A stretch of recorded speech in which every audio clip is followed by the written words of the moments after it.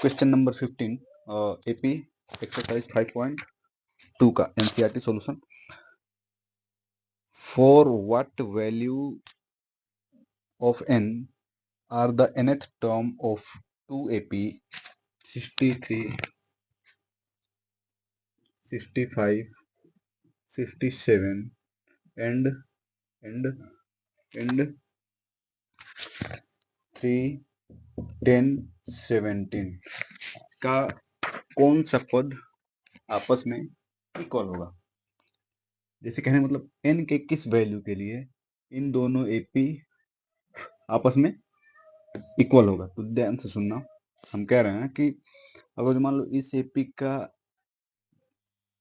nth term और इस AP का nth टर्म आपस में इक्वल होंगे तो Tn इज इक्वल टू इस एपी के लिए a plus n minus one into d और इस एपी के लिए Tn is equal to a plus n minus one into D.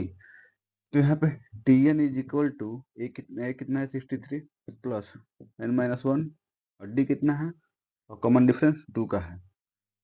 अब यहाँ पे Tn is equal to a कितना है 3 प्लस d कितना है 7, तो यानी कि 7। अब देखना Tn is equal to 63 plus 2 times of n minus 2 और Tn is equal to 3 plus 7n minus 7। Tn is equal to 61 plus 2n और यहाँ Tn is equal to -4 plus 7n। तो यहाँ से ये पता चला, हमने बोला कि Tn का nth टर्म आपस में इक्वल होंगे, मतलब nवां पद आपस में इक्वल होगा। तो यानी 61 plus 2n is equal to -4 plus 7n। अब यहाँ से 65 ये कितना हो जाएगा 65 is equal to 5n, n is equal to 13। कहने का मतलब ये है कि इस एपी का 13th वाला टर्म और इस एपी का 13 वाला टर्म आपस में क्या होंगे, इक्वल होंगे। बात समझ गए,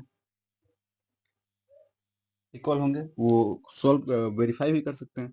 फिर से क्या करेंगे, Tn is equal to a plus n minus one into d देख लेंगे 30 से हम इस फॉर्मूले से चेक कर लेंगे कि 13th वाला टर्म जो है कितना आ रहा है और इस एपी के लिए 13 वाला टर्म कितना आ रहा है। अरे इसमें a दे रखा है, इसमें d दे रखा है, n दे रखा है, तो Tn पता कर लेंगे। इसमें a दे रखा है, t दे रखा है और n हमने निकाला है, दोनों आपस में क्या होंगे, बराबर होंगे।